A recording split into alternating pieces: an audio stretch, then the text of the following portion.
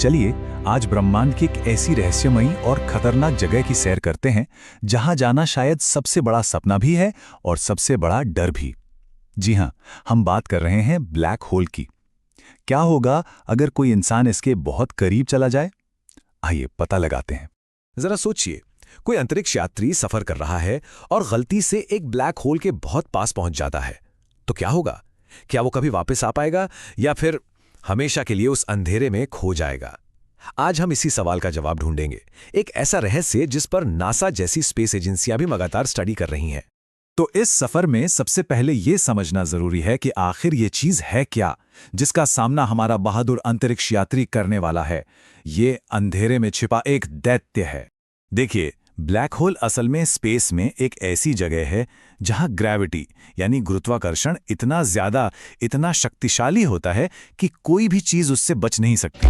यहां तक कि लाइट भी नहीं, जो हमारे यूनिवर्स में सबसे तेज चलने वाली चीज है। यही बात इसे इतना खतरनाक और अदृश्य बनाती है। और ये दैत्य पता है बनता कैसे है?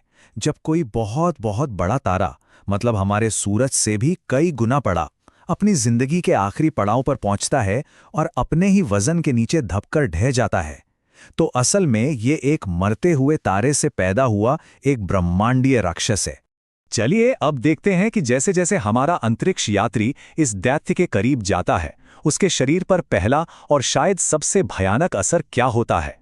साइंटिस्ट इस प्रोसेस को एक बड़ा मजेदार नाम देते हैं, स्पैगेटिफिकेशन। हाँ, बिल्कुल सही सुना, स्पैगेटी। और ये नाम जितना अजीब है ना, उतना ही सटीक भी, क्योंकि ये बिल्कुल वही बताता है जो हमारे अंतरिक्ष यात्री के साथ होने वाला है। इसे ऐसे समझिए, जैसे ही एस्ट्रोनॉट ब्लैक होल के पास पहुंचेगा, उसके पैरों पर लगने वाला ग्रेविटी का खिंचाव उसके सिर के मुकाबले कहीं ज्यादा होगा। अब इस फर्क की वजह से उसका शरीर खिंचना शुरू हो जाएगा और खिंचते खिंचते वो एक लंबे पतले धागे जैसा हो जाएगा, बिल्कुल स्पैगेटी की तरह। शरीर का स्पैगेटी बन जाना तो भयानक है ही, पर अब हम बात करेंगे एक ऐसी चीज की जो शायद उससे भी ज्यादा अजीब है। वो है समय। ब्लैक होल के पास समय के साथ क्या होता है? यहां आकर फिजिक्स के नियम एकदम पलट जाते हैं। ब्लैक होल की ग्रेविटी सिर्फ चीजों को नहीं बल्कि समय को भी मोड़ देती है। मतलब अंतरिक्ष यात्री के लिए तो उसकी घड़ी नॉर्मल चलेगी, उसके लिए शायद 1 मिनट ही गुजरा हो, लेकिन अगर कोई उसे दूर से स्पेसशिप से देख रहा हो तो उसके लिए हजारों साल बीत चुके होंगे। वो अंतरिक्ष यात्री मानो समय में जम सा जाएगा। अब हमारा अंतरिक्ष यात्री उस आखिरी दहलीज पर पहुंच रहा है, एक ऐसी सीमा जहां से वापसी का कोई भी रास्ता नहीं बचता। हर ब्लैक होल के चारों ओर एक अदृश्य बाउंड्री होती है, जिसे साइंटिस्ट कहते हैं इवेंट होराइजन। इसे एक खतरनाक बॉर्डर मान लीजिए, एक ऐसी लक्ष्मण रेखा जिसे अगर एक बार पार कर लिया तो खेल खत्म। ये एक वन वे ट्रिप है जहां से वापसी का टिकट मिलता ही नहीं, और जिस पल ये रेखा पार हो जाती है, लौटना असंभव हो जाता है। इसके बाद बचने का कोई मौका नहीं। ब्लैक होल की जबरदस्त ग्रेविटी उसे सीधे अपने रहस्यमयी केंद्र की ओर खींच ले जाएगी। अभी तक हमने जो भी बात की वो सब फिजिक्स के नियमों पर आधारित थी, जिसे हम जानते और समझते हैं। लेकिन अब हम अटकलों और हैरान कर देने वाले सिद्धांतों के दायरे में कदम रख रहे हैं।